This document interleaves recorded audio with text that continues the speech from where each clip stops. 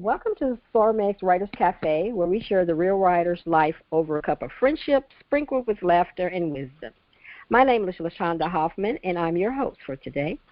This episode's sponsor, Building Your Readership by LaShaunda Hoffman, a new Kindle Vella book. Are you ready to become a social butterfly? Inside this new episode book, LaShaunda shares 10 ways to start building your readership, increase your book sales as you learn how to be consistent with your book promotion. Each episode includes action steps to implement to help you become a social butterfly. Check the show notes for the link. Sitting at the cafe today is Miss Karen Kay, Miss Catherine Rankovic, also known as Sylvia Sky. Welcome, ladies. Hello. Oh, thank you. All right. So first, I've got to say some things. I met Miss Karen many moons ago, when probably before I started Sormeg, I think. She does Native American stories, and I love Native American stories. And I probably didn't even realize the books that I had were from Karen until I got back home after meeting her, and I was like, oh my goodness, I have her books. But we met many years ago, and she has been one of my, I won't even say loyal, I would say founding members of Sormeg. Oh. She was one of the first people to help me with getting this book, getting that magazine off the shelf. So I just want to thank Karen for always being there to support me and Sormeg, and I'm really grateful for our friendship and being able to help her promote her books. And she is, I would say, one of the perfect examples of reissuing your books and finding new readers. Most of Karen's stuff I know is probably over 20 years, but the readers now don't know that. They're new to them, and that's what I love about books, is that you can reintroduce them years later. You know, I always talk about how I found the Outlander. I knew about the Outlander. I just was done with reading Outlander stories, and but it came on cable, and I started watching it, and then I fell in love with the books. And Karen is reintroducing her books to a whole new generation of readers, and I think that shows you how longevity books can have. And so I just want to say welcome, Miss Karen. Can you tell us a little bit about who you are, what you write, and give us an excerpt if you can? Oh, okay. You know, I think, I'm not real sure, but I think that we first met there in St. Louis, and if mistaken, I think that it was in the early, like around 1994, wasn't it? Something like that. I believe so. I want to say it was at a romance writers thing. Romance. It was. WAD. Yep. That's yep. right. It was before I even thinking about Sormeg. So yep. Yeah. And I had just sold my first book when I came to that conference. And I met you. Oh my gosh. But, yeah, that's many moons ago. Yeah, we go back a little ways. It's been a wonderful relationship, actually. I write Native American romance. I don't know the percentage of American Indian that I have in me. I know that it's there. My father was Native American, and the tribe is the Choctaw. I may only have an 8th or maybe a 16th. I don't know. It's around there, but I've always had that in my life. It's always been in my life. I connect with it. And so when I started writing romance, because I love romance, it was pretty natural for me to write American Indian. And so that's what I do. And I write historical because I find historical really suits me, because in the historical American Indian style, those people were so in tune with life and the earth and the circle of life. I mean, we talk about, that Disney movie, the circle of life. So truly, in Native America, things were in circles. Their lodges were in circles, and they danced in circles. And and they believe that life is a circle, and that we're all connected, that the earth is alive, and everything of earth is alive, that we are the DNA of the life, in our different forms. And I love writing about that because the research is wonderful, and that particular viewpoint has been a little suppressed. And I like to bring it out. I like to talk about these things, and I like to talk about, we are children, all of us, of the earth. Everything is alive here on the earth. If it weren't, we wouldn't have trees, plants, and animals and people and, whatever. But this is definitely the Native American idea, and which I love. And so writing historicals, I'm able to talk about that, now and again. And I'm starting a new series, which I've hesitated all through my career to write about, because I don't know very much about them, and it's a very secret society within the American Indian tribes, and it's the medicine men. And I've written about the scouts a lot. I've written about the warriors. The scouts are fascinating to me.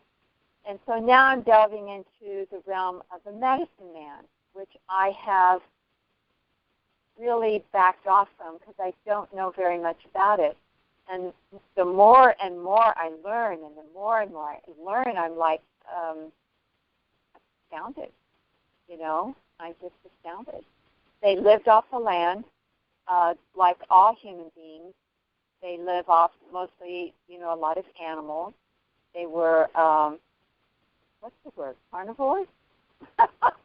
Or omnivores, or, they ate both, animal and man. But I also learned from my study now of the medicine men that when they would, this is actually true, and you see it in a few movies here and there, but when they would kill a game, they would pray over it because they recognized that everything has a spirit. And so they would pray over it, and they would sprinkle, oftentimes, pollen over the kill so as to light a path for the soul of the animal to follow up into the sky. I didn't know that. Did you know that? No, I didn't. I hadn't heard of that. No, I had no idea. And so writing about the American Indian culture, and I do call them Indians because most of the people that I know who are Indian like to be called Indian. And so I kind of, even in my books, get that out of the way right from the beginning. But I find a lot of different fascinations with being Native American that's very spiritual. For instance, the warriors. We're all familiar with the warriors. And there's been a lot of, what would you call it, propaganda in the past about trying to make them look as though they weren't really human, or that they didn't really like their land. Land belonged to everyone, almost as a, what would you call it, a reason why it was okay to go in and kill them. There was a massive genocide of Native American people. When the Europeans first came, there were probably as many as 10 million people here, on this continent, maybe more. I'm not real sure, but there's not that many today. Maybe their population is getting to be a little bit better, but I'm going on and on about these things that interest me so much. I only sprinkle this interest into my book, You can't go overboard like I am right now, because I could talk about this for a long time. So I sprinkle a little bit of this here and there, Mm-hmm. Like this, the book that I'm writing right now is a medicine man. And he is able to it's during a blizzard, and he's looking for a heroine. And he's able to, and these people were able to do this. What I guess I call it mind speak, M-I-N-D speak. No words. They're speaking mind to mind. And the scouts could do this. The medicine men could do this. And I have an interesting story, a real honest to goodness story of a friend of mine who's Lakota. He's no longer living now. But he was Lakota, and he came from a line of medicine men. And he was able to do this mind speak with me. And that's how I came to know about what it was, where you would speak back and forth with each other as though that person were there, and you would know exactly what to talk about. And but he was from a family of medicine men. And I just found it fascinating then, and I find it fascinating still. They have a saying in Native America, or the American Indian tribes, particularly the Apaches. And the saying was, boys are born, men are trained. And that's how you got the men to do the incredible things that they did, like the scouts. You know, you would never find a scout unless they wanted to be found. They knew how to camouflage not only themselves, but to actually make it so that they were not even thinking, so that if someone looked right through them, they would look like a tree or a bush or whatever, because they're also not thinking, because they know that people can sense someone else being in the area. And they could do this mind speak. It's fascinating. It's actually fascinating to me to talk about this. But I do write romance. And so the romance is, because of the genre itself is always a white woman. There were times when I tried to write a Native American woman and a Native American man, but it wasn't, my publishers at the time would not accept it because they just wouldn't. They said they do not sell as well as this particular genre. So I continue to write that because, again, you know, this is my business, and, you know, one does have to make a little bit of money in order to pay the bills. And so I continue to write that. So the genre is a white woman and a Native American man. But in doing that, you have such a conflict of the two cultures that it's really easy to put in, like I said, sprinkle in just here and there, you know, a little bit about what the scouts did and what they could do, and how they, you know, like, you know, just even how they would learn to shoot bows and arrows, and how they would learn to shoot a gun, and how it was more spiritual oriented than physical. The physical followed the spiritual instead of, in our culture, the spiritual kind of follows the physical, and sometimes we don't even acknowledge the spiritual. But in American Indian culture, it was the spiritual and the physical followed on the tail end of that. I find it fascinating. I don't know if anyone else finds it fascinating, so like I said, I just sprinkle this through my books a little bit. And the conflict of cultures and the mindset, you know, the difference between, it's easy for me to know what's in the heroine's mind because, you know, that's the universe that we kind of live in. And then to offset that with the Native American mindset, even the way they talk and the way they think. And I still to this day can never quite get enough of it. I've been fascinated all my life. That's why I said, even though I may not have a big percentage of that in my blood, it's always been in my spirit. I've always I've always been attracted to that. Even when I was little and didn't even know that I had the heritage, I always sort of looked at my mom and I would go, are you sure? Look at me. Look at me. I got black hair and black eyes and I'm interested in this. There must be something. Anyway. I think we all want to claim a little bit of it in us. So, yeah. I think there is a lot of Cherokee I found, you know, in the community in general. You know, a lot of people have Cherokee, Choctaw, my tribe, you know, and even the Blackfeet. I write about the Blackfeet a lot. Even the Blackfeet had that, as well as the Lakota. Did you know that? You know, a lot of the tribes had a lot of, you know, this heritage, not just white, but, you know, all kinds, even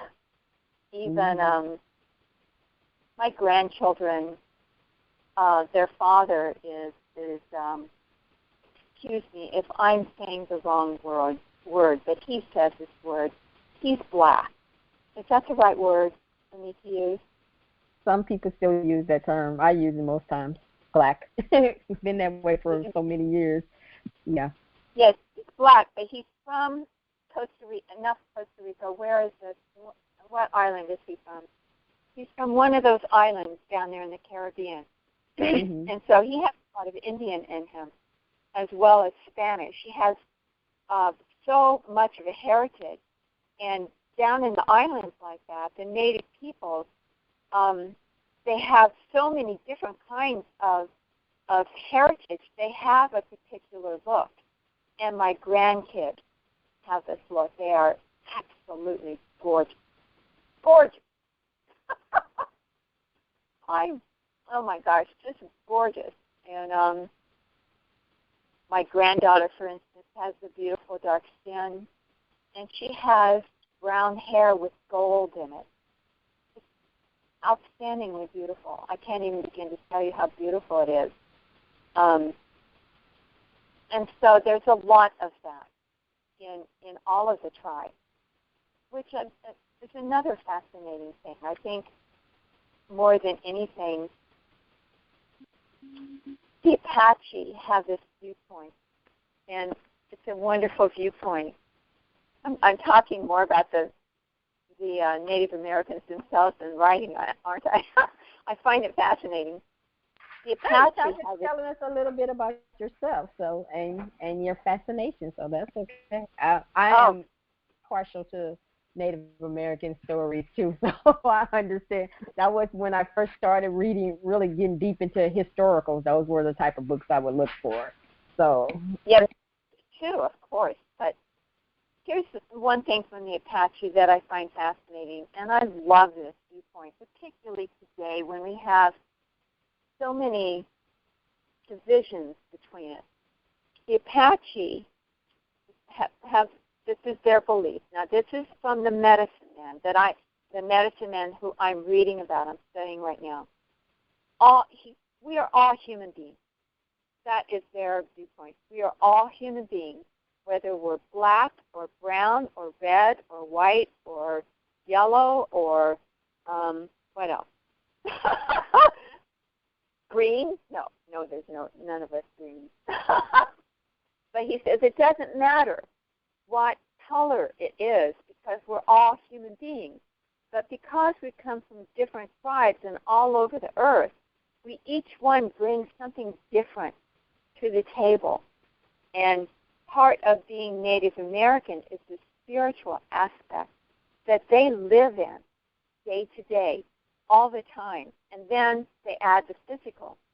And what I've always objected to all my life is that when the Europeans came in, now Europeans themselves were once from tribes. How about the Anglo-Saxon tribe and all these different tribes? So when they came here, they wanted to make, excuse the term, they wanted to make the Indians them. Do you see what I mean? They weren't willing to look at what the Indians had to bring to the table. They wanted to make the Indian white, only their skin color would be brown. And so their philosophy was kill the Indian, save the boy. Oh, dear. Do you see what I mean? And so all this wonderful humanitarianism, because we hear from, Hollywood and a lot of the propaganda at the time, the newspapers, that, they were just murderers and they were slaughtered and they tortured people and they did this and they did that, blah, blah, blah. We didn't learn who they were, which was that they were very spiritual people. And the Indians at first didn't kill anyone. They, the people coming in, they tried to help them. Remember Jamestown, and our Thanksgiving was due to the Indians' help, and they tried to help them at first. It wasn't until you read, there's a book called The True Story of Pocahontas, and it's written by the people of her tribe, and it's written by the people, her descendants, who carry the story down, word of mouth, down through all these generations, all these different generations. And they tell the story of how when they first came here, the tribe tried to adopt those white people into their tribe because the Spanish were constantly coming in and killing their people. And they thought the white people would make a great addition to their tribe because they could teach them something, and then the Indians, on the other hand, could teach them what they knew, the farming, how to live with the earth, how to hunt, do you see what I mean? And they thought that they could combine. And it wasn't until their children and their women started to be raped. Remember that the people coming over were men. They didn't bring their women, not at first. And so the women and the children started to be raped. And then they started to kill some of the men. And it was only after years of abuse this way, because they kept trying to be friends and trying to get along and et cetera, that they fought back. And then suddenly you hear, they did this and they did that. And yes, that was true, but you don't hear the story of what happened before that, Or you're never going to hear the story before that because they were heathens in their eyes. Like you said, they were trying to make them into them. But you think about it, they've been here for centuries. Before you ever came, they were living fine. They weren't killing each other up. So they were doing, we don't look at, we always want to conquer people instead of looking at how they're surviving. They survived for centuries. And you had to come over here because you weren't surviving where you were living. So it's interesting. And we could talk about this forever and ever. And then, but we do have Catherine on here. So I'm going to let Catherine come on and say a little bit about who she is. And then we'll come back to you, Miss Karen. I'm so sorry. Yes. That's okay. Miss Catherine, you still there? Yes, Catherine is here. All right, Miss Catherine, please introduce yourself. Tell us a little bit about you and your pseudonym, please. Okay, my name is Catherine Rankovic, and I'm a writer and editor, and I've been this way for 40 years or so. I've been a professional writer. And I came on today to talk a little bit about the advantage to writers of having a pseudonym, because as soon as I admitted to the fact that I needed a pseudonym, that I was another kind of writer as well as the original kind I thought I was, I began to make more money and be more successful as a writer. And I think this was something I had never once considered. And so if anyone out there is interested, if you have two kinds of writing that you like to do, for example, if you're a poet in one way and you're a romance writer in another way, or you write serious academic essays, but you have also a secondary interest in some kind of hobby like hunting or ceramics and so on, you can divide yourself into two writers and draw income and status and whatever you want from both of them. It was in 1994, that's a key year for me, when I had been studying astrology for about 10 years or so, and I began to want to write articles about certain things I discovered in astrology. Now, I'm not a nut, and I'm not a witch, and I don't run my life with astrology, but it is a fascinating, ancient study with a lot of wisdom in it, and I believe, too, that it's a godly study. God created the universe. God created the planets in their courses and the stars, and he put them in a certain order, and I believe astrology is the human way to try to understand and read that particular order that God put in. So I enjoyed doing this, and I did horoscopes for friends and so on, but I began to write, and I sent the first article I wrote to a monthly astrology magazine. It was then called American Astrology, and they published it, and I was on my way, and before I knew it, I was writing horoscopes, for example, for a monthly horoscope for St. Louis Magazine. But I did not want to do this under my academic name that I used for teaching and writing essays and poems. So I chose the name Sylvia Sky, named after two of my favorite things, Sylvia for woods and sky for the sky. And everyone is not interested in poetry, and not everyone is interested in essays either, but everyone is interested in astrology and the occult.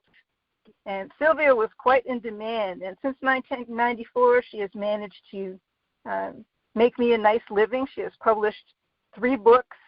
The most recent is called Tetrabiblos, and it's a translation of a 2nd century astrological text that's considered the basis for the kind of astrology we know, which we call Western astrology today. So if you're a Gemini, if you're a Virgo, if you're a Sagittarius, you're that way because of the book Tetrabiblos, written by a great scholar, geographer, astronomer named Ptolemy. And he lived in Alexandria, Egypt. His book had been translated into English in 1822 and in 1940. And I thought, being an astrologer, I should be very familiar with this book, and I was not. And I could not read either both translations were so terrible, I decided to make my own. So in 2020, I sold the book to the American Federation of Astrologers, which published it under the name Sylvia Sky. And meanwhile, Sylvia posts articles online on hubpages.com, from which I derive passive income as a writer. She has written for other astrological magazines, and she has income coming in from doing horoscopes for individuals and so on. But I prefer not to do personal horoscopes for people. They take astrology more seriously than I do. I think astrology and the younger people, the millennials and Generation Z, are kind of like more like this than before. They see astrology as fun and a way to interpret this very strange world we're living in. So astrology is popular and poetry is not. I continue to write poems and I do academic work under my basic name, Catherine Rankovic, and I do editing under the name Catherine Rankovic. So the day I chose and registered this name with the state of Missouri as my pseudonym, and that allows you to set up bank accounts and so on, doing business as.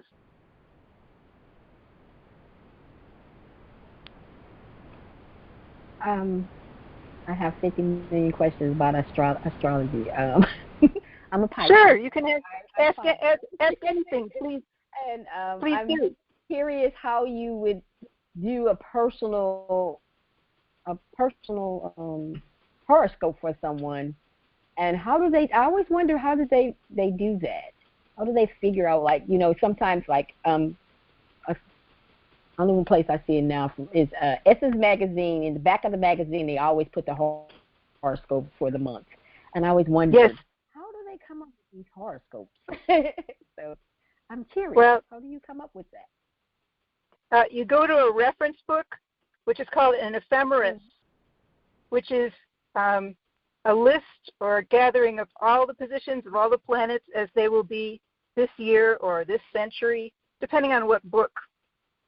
Or more likely nowadays, you will go to a computerized horoscope chart maker, which they have online. You can also buy dedicated software to create horoscopes online. But I learned it back in the 1970s before there were computers. And the way you figure out a horoscope is by math. There's a huge, gigantic formula you must go through in order to figure out where everybody's planets are and how to set up a personal horoscope. At that point, then you can begin to read it. But reading it takes a lot of training. It's not quite so simple. I would say that you see a lot of astrologers, you go to, for example, an astrology convention or so on, they're mostly older because it takes so very long and it is, complex. You have 10 planets at least. Some people believe in asteroids. Every horoscope is completely unique. So interpreting a horoscope is a big challenge. But nowadays, a little bit faster because of computerization. You can go on and put your birth information. What you need is the birth date, place, and time. And the time of birth is very important. And go on and put that into a birth chart maker online. And it will even give you a reading of like what your Venus and Capricorn might mean. But you'll never have the detail that you have from a personal astrologer. Everyone is including astrologers, everyone is fascinated by their own birth chart. And birth chart basically is your spiritual DNA. And what I like about reading horoscopes is that it shows where your gifts are. That I find is 100% true. Sometimes it will show where your weaknesses are. And the advantage of astrology is knowing that, then you can work on them or sidestep any obstacles in your way. Is that enough of an explanation? Yeah, that's interesting. As a writer, I use astrology for my characters. So I would say when I think they're, I connect them by astrologies, and then I can give like you said, the weakness and the strength from the astrology. So I don't know if other people do that, but I've been doing that for a couple of years because sometimes I try to get to know who the character is, and so I am a person like I'm a Pisces, and I'm connected to Leos or Geminis or stuff like that, or I conflict with people who are not this and that, and so I like to do that with my characters because it gives me a little deeper information about them. So that's why I like astrology. Yes, you're using it as it should be used, as a strategy. Mm-hmm. Some people use it as a strategy to live daily life. You are using it as a strategy to do your creative work. We all know that there's plays and paintings and all sorts of arts relating to astrology. And you don't have to be a big believer at all to use it as a kind of tool. That's why it exists. Yeah. I'm really happy to hear. They came out with saying that stuff was changed around, and so people, diehard Virgos or Geminis were changed to something else. And man, people were so upset, and I'm not changed. I've been this all my life. It so happens that the Pisces didn't change. I was like, we cool. But it was a bunch of people who was really hot about that the planets got realigned somehow, and it changed all the zodiac signs is what they said. It changed all the zodiac signs. So everybody was all upset about that. I was like, wow, you didn't realize how serious people are about their signs until you mess with them. I was like, okay. I was a little upset. They say about 35% of people in the U.S. believe in astrology, and they say 100% of American adults know their zodiac sign. Oh, yeah. That's the biggest thing you use for dating, Are we compatible with your sign? I think growing up, that was a big thing for us. I would read the news. We got the newspaper every day, so I would go and get the horoscope, Can we talk? And read that because I wanted to know how my day was going to be. I was deep in it as a teenager, you know, and so, and then when I became a Christian, they was like, you can't believe in that, and you know, I was like, you know what? I'm always on the rebel of all things, so. Okay. I still. Well, remember what I said. Like God put those stars and planets up there, and either He threw them at random, or He put them in a certain order. And I believe He put them in a certain order. And astrology simply tries to understand that order.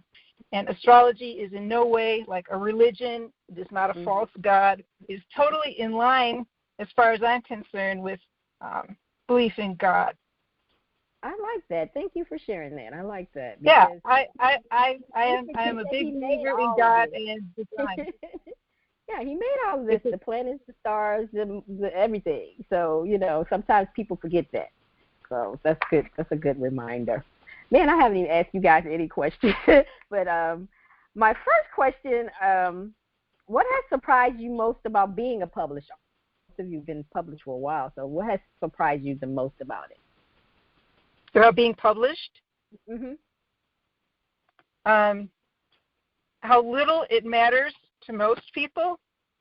For it's kind of like having a baby. For you, it is the big event of your life. It's enormous. It changes everything. And for most people, it's an everyday thing. They don't care. As long as they have a good book, it doesn't matter to them what publisher or what author it came from. So.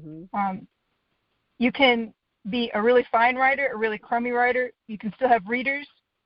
But I tell you one thing people really do care about, and that's if you make a mistake.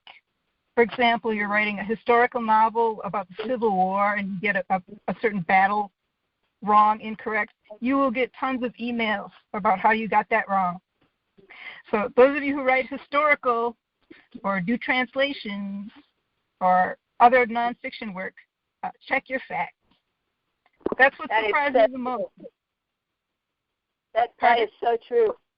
Oh, I was just going to say that's so true. The facts, you know. Yeah, and sometimes I deliberately change the facts to fit the story, but at the end I usually say this is how it really happened, and I pretended it happened the other way. But you're right. You're right. You need to get your facts straight. Yes, and another thing that surprised me is that it took a long time to get established, because I was pretty sure that I would be getting Pulitzer Prize by the time I was 30 or so. And when I was 30, I was still really learning the ropes of publishing and publicity and editing and what it took to make a book, that a book is much more than just its manuscript. I wish I had had teachers who had told me about the world of publishing. I had teachers who taught me creative writing, but not anyone who told me about the business end and the money part. And we knew that we wouldn't be doing it unless there was something in it for us. So I urge every writer to educate themselves in any way possible about the business of publishing. That's one thing that surprised me, is how little anybody told me about that, and what a long process it's been, what a long learning curve I've had to take. Maybe it's less now. I think that a lot of people, when it comes to the business side, don't want to admit that they don't know the business side. So that's why a lot of them don't share that part of it. And so one of the reasons I do the podcast is to talk a little bit more about the writer side, the life of the writer, because a lot of people think, all they see is, she's selling books, or she's at a book signing, or she's on a number one list, and they don't talk about the hours you sit alone writing the book. They don't talk about the taxes you have to pay. They don't talk about that. Did you set up a bank account? I'm supposed to set up a bank account. People don't talk about that. You have to collect taxes on your books. Like, what? You got to collect taxes on the book? Yeah. People don't talk about that side of it. And so I'm always asking questions, because I know when I first started this, most people, all they talk about is the good side of it. The writing side. Oh, I like to write. This is how long I write. Stuff like that. But they don't talk about the promotion side of it. That it's hard. That it's not easy to sell a book. People think it's so easy. Oh, you wrote a book. You're going to sell 1 million copies. Well, you got to get in front of 1 million people to sell 1 million copies. And a lot of writers don't want to do that. They just want to write. And then come to me and they're like, my book is not selling, and I'm like, what are you doing? I'm writing. And they're not doing any promotion. So that I think that the business side is the hush side that the authors don't talk about. You better believe that being a writer is a job. Mm-hmm. Okay, so you talk about, yes, there's the glamour side, which is about 1% of it, and the rest of it is a job. I just finished a 5-year contract job where I wrote 4 articles a week, every week. Okay, that was my job. And there were weeks when I did not want to write my 4 articles a week, but I did it anyway because it was my job. Fortunately, after 5 years, the contract expired. That's a long time. 4 articles a week. I'd be pushing one just to do a blog post. Oh my God. No, I am very lucky in that my BA is in journalism, and it taught me to write fast and clear. So I made good use of that during that time period. When I worked on a daily newspaper, for example, you have to turn in 2 stories a day. That's your job. Writing is a job. You want money for it, you do it. You do have people asking you to write a certain way or write on certain topics. I hope every writer out there learns to be versatile enough to do that. The more versatility you have, the more success you'll have as a writer. I agree with that. I started writing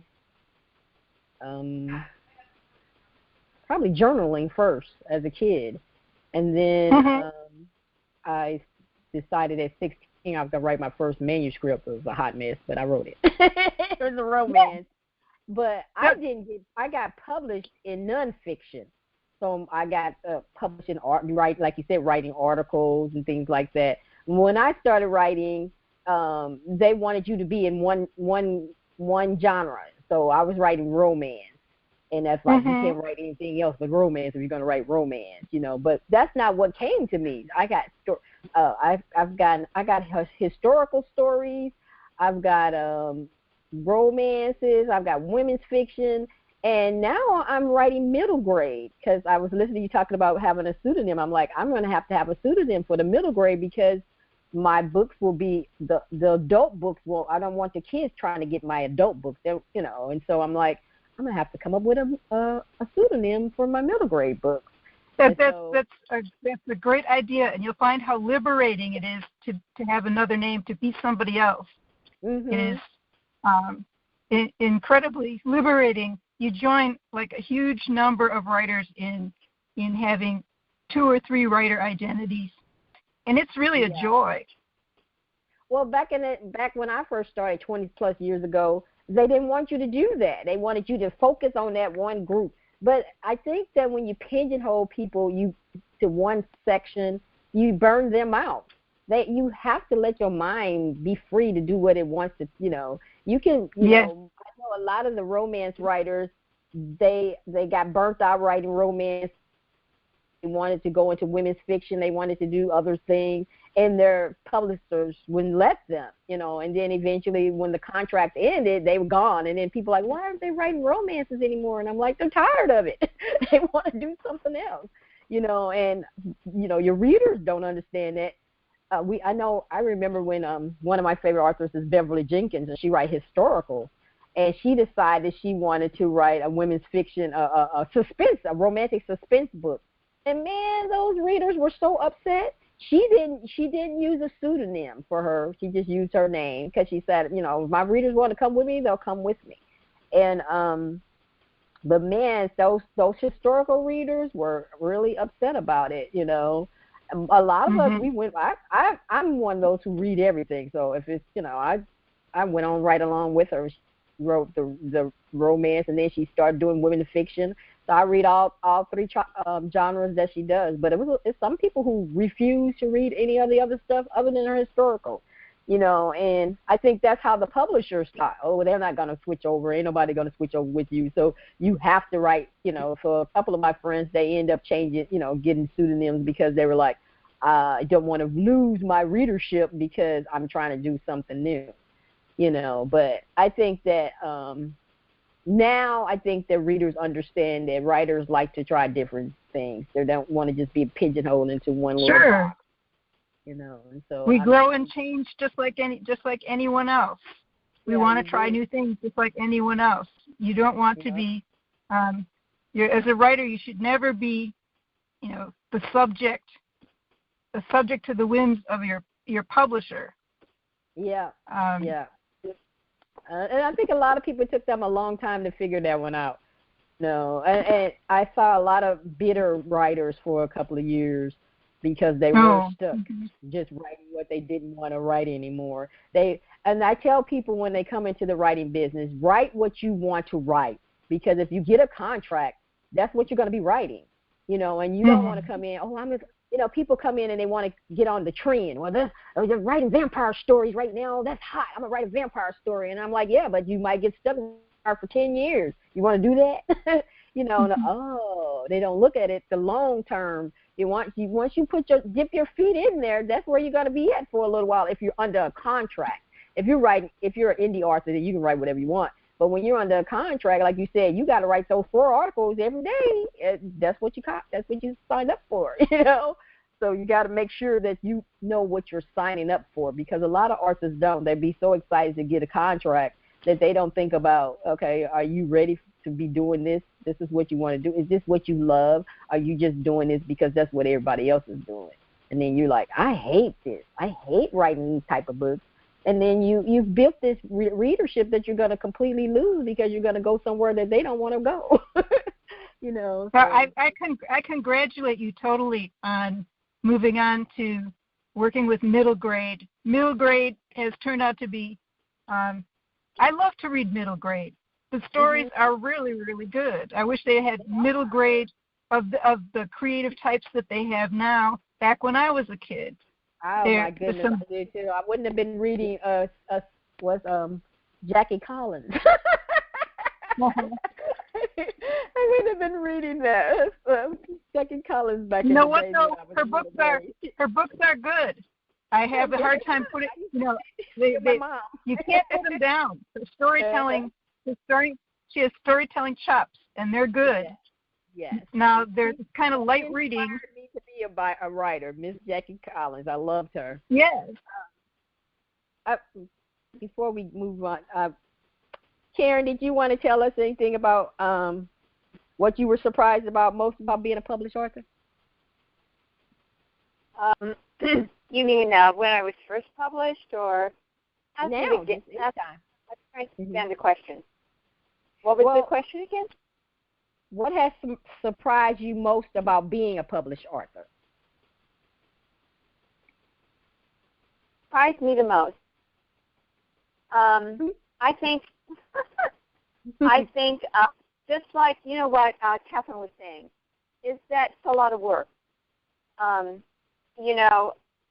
I have not been able to move out of the kind of book that I write.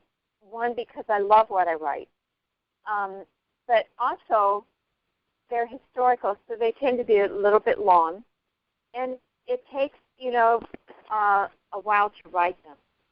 And there was one time when I did write under another name because I was writing about Eastern tribes instead of the Western tribes. But now I just write under the same name, Eastern or Western, and doesn't matter. So I guess what surprised me the most is how much work it is.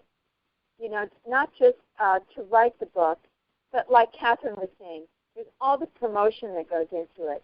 I spend as much time on promotion as I do writing. You have to. There's no other way around it.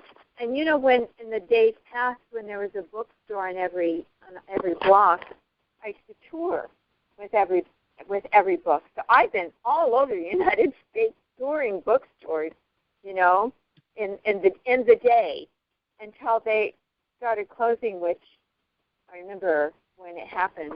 I was scheduling a tour and talking to all the booksellers, so I had kind of an inside view of what really happened. But it was a lot. I mean, I remember crying a lot. You know, I would be scheduling a tour, and they'd say, well, you know, you're so welcome to come here, but we're going to be closing in a couple of weeks. And I'd be, oh, my gosh, another bookstore. So anyway,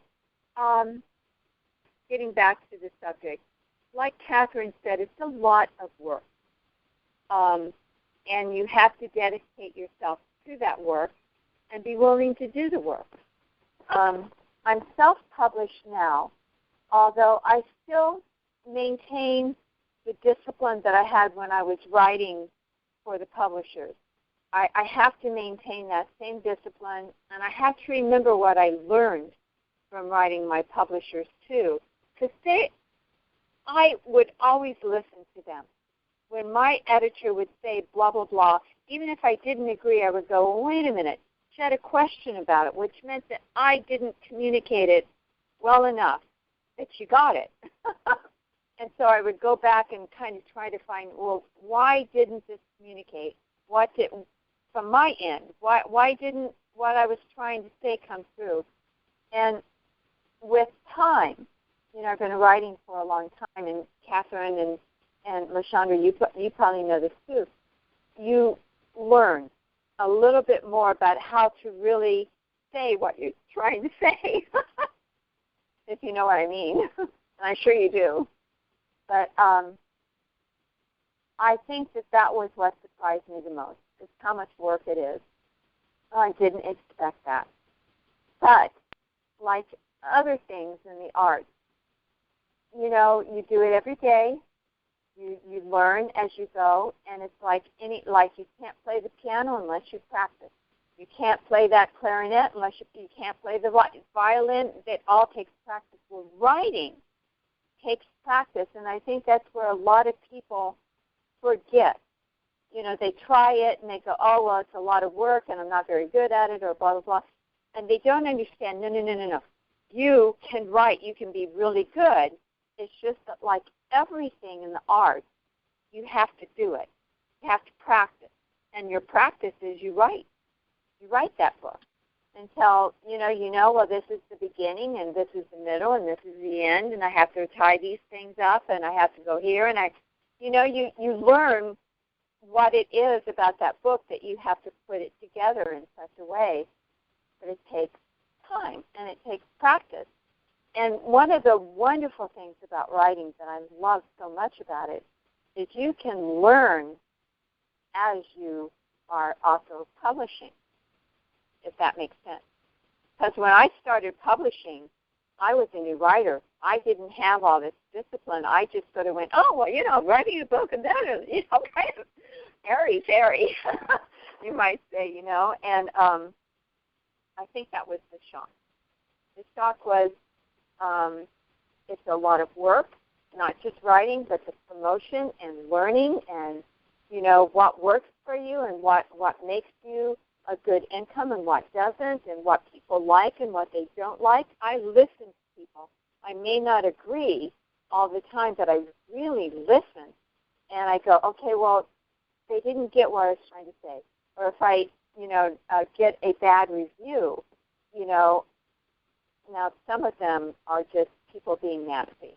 But some of them I go, wait a minute, why didn't that communicate right? You know, so I think that was, the reviews were a shock too, weren't they? Aren't reviews a shock? Oh my goodness. Oh my goodness. Reviews are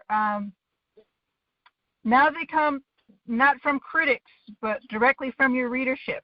And that can be a shock if you read what, for example, goes on Amazon, so forth. But that's just another reason to try to be a better writer. And what you publish should be your best possible product, and you should be proud of it.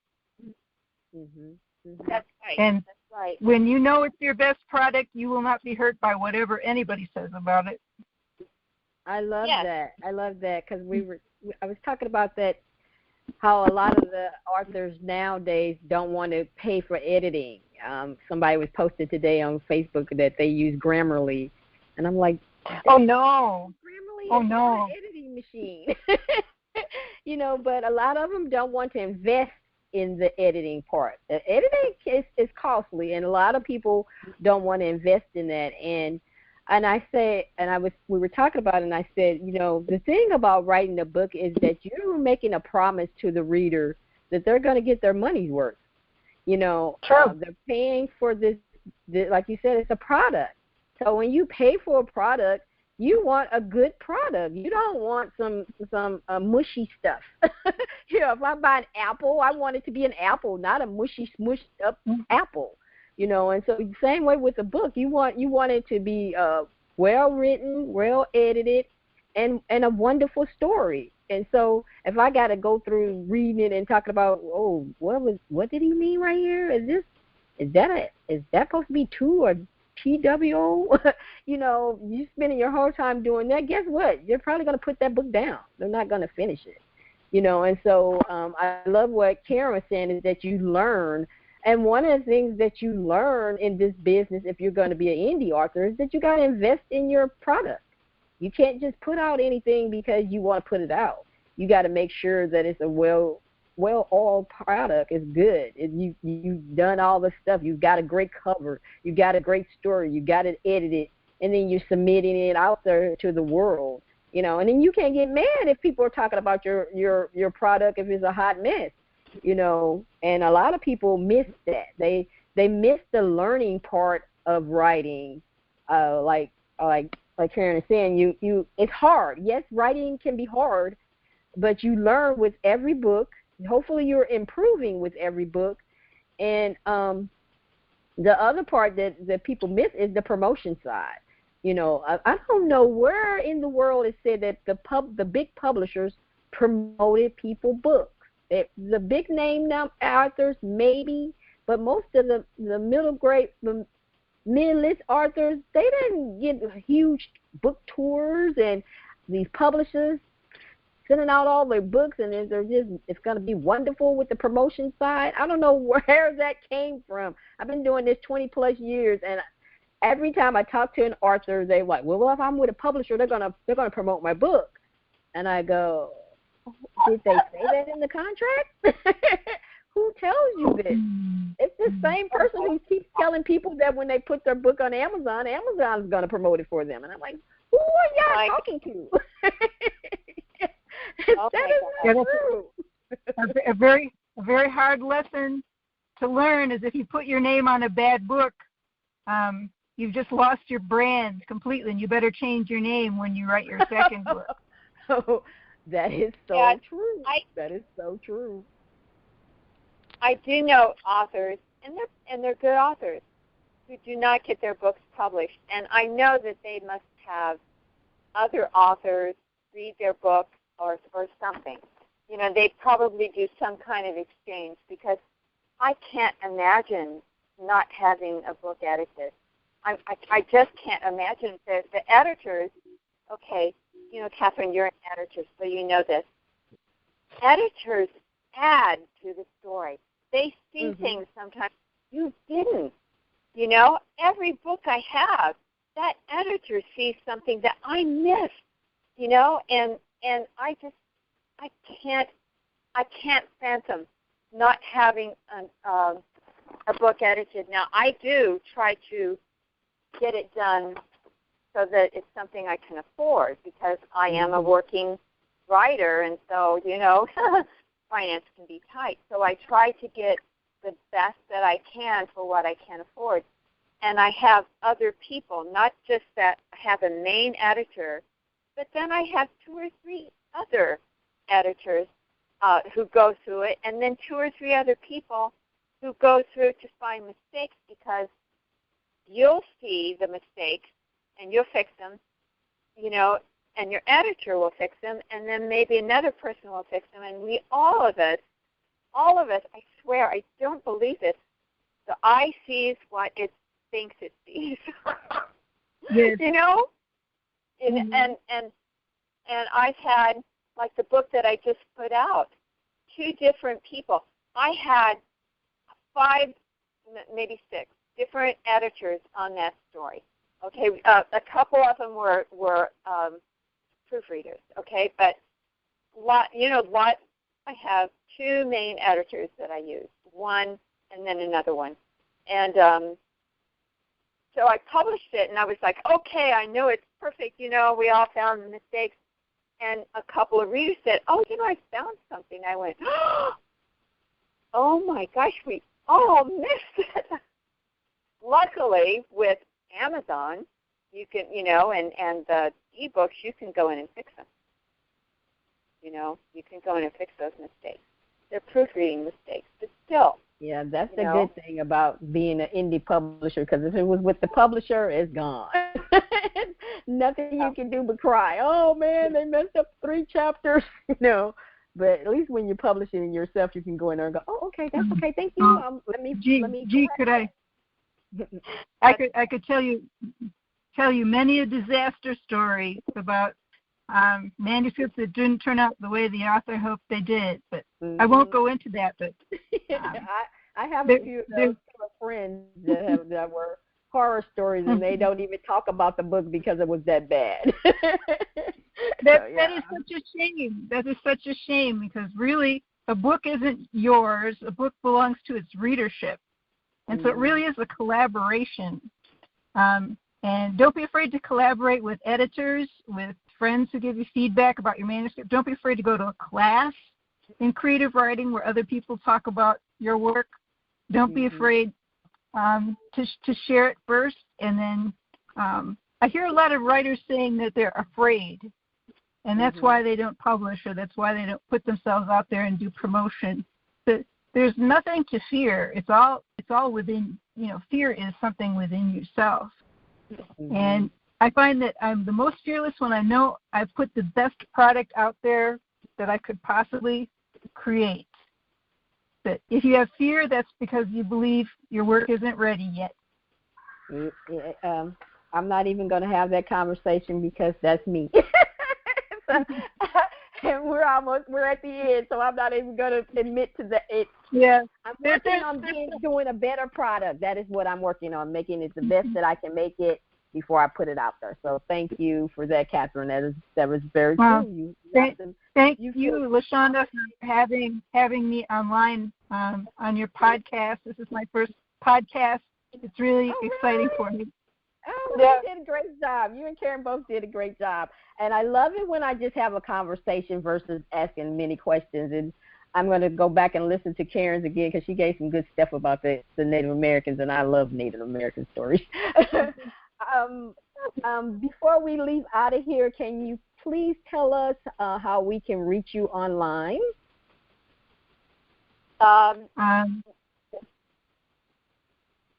Catherine, go ahead. Go ahead. Go ahead, Catherine. Catherine, are you ready? My email is clankov@gmail.com. Another thing is my name, Catherine Rankovic. There isn't another Catherine Rankovic in the whole world. So if you type my name in, or an approximation, or particularly like Catherine Editor St. Louis, you'll find me easily. Okay. And Sylvia Skye, you can find her easily too. She's all over the net. You can read her articles. Type in Sylvia Skye and see what you get. Okay. That's great. Okay, so my email is Karen, Karenkay, dot, as in, like a period. So Karen K. author, AUTHOR, @startmail, STARTMAIL.com. That is an email that I set up very specifically to talk to readers, and it's working out pretty well. I have a different email for business, but this particular email is something that I love to talk to readers. I love talking to readers. And so that is for that.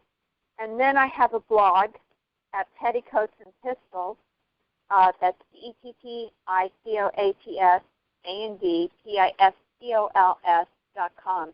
That's the blog, and it's a Western blog. I'm the only Native American author on that blog. But it is a Western blog, contemporary, historical, a lot of Christian writers that are on that blog as well as Western.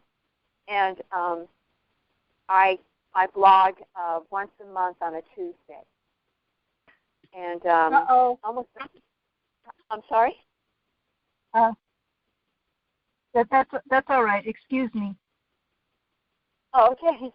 Yeah, I blog on a Tuesday, and if anyone cares to come there, I almost always, not always, but almost always, I give away a book. Okay. I just feel I must sign off now. Okay, I'm in a parking lot, and a cop is pulling up behind me because I'm the last car in the parking lot. I'm sorry. I think I'll write about it later. Okay. Thank you, Catherine. Thank you, LaShaunda. Thank you, Kay. Bye-bye. Thanks, Bye. Catherine. Bye. I hope she's going to be okay. I had that one time when I was on a tour, when I used to tour, and my husband and I had taken our motor home on this tour, before I realized that touring and motorhomes don't go together. But I was on a tour, and we pulled up into a Walmart where I was doing a book signing. And I was fixing supper before the thing, and a cop came by and said, you cannot park here. And I said, oh, I'm so sorry, we're only going to be here a while. I'm an author. I have a book signing here. And he goes, oh, I did, it was fun. Hey, got out because you're an author, no problem. Well, okay. I hope what our guest shared today was helpful for you. One of the tips that I want you to take if you are an author is what Ms. Karen just said, that she has an email just for her readers. I tell my clients that all the time. Get an email just for your readers, so when you have one of those bad days, you go into that email and it's all loveliness about your book or somebody asking you a question about your book versus it just all getting crumbled up in your business email. So create your own email. I really recommend that. I want to thank our sponsor, Building Your Readership by LaShaunda Hoffman. Check the show notes for the link to purchase. I want to thank you, our listeners, for taking time to listen to the podcast. I have my 3 questions for you. Did you learn something from this episode? If you did, please share the podcast with your community. Would you like to be a guest for an episode? Contact me at onesoremeg@gmail.com. And my last question, have you promoted your book or business today? If you haven't, go showcase those wings. Someone needs what you have to offer. This is LaShaunda Hoffman, and I will see you on the next.